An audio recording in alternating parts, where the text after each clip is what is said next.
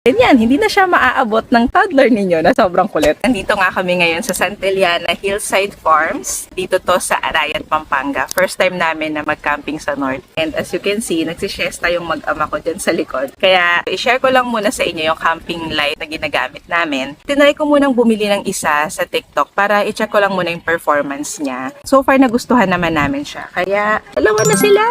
So, pinaka okay talaga na feature sa amin is meron siyang digital display kung ilan pa yung battery niya. So, hindi kayo magugulat na malulobat siya. And then, marami siyang mode ng light. Ayan yung ordinary light na white. Then, warm.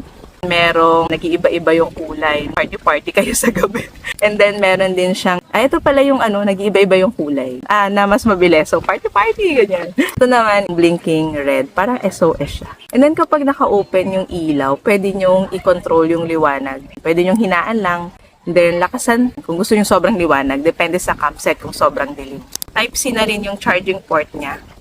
Meron siyang solar capability. So, during daytime, pwede nyo siyang i-charge basta sa nasisinagan ng araw. And isa pa sa gusto namin is may magnet siya. Magnet. Magnet lang namin ganyan.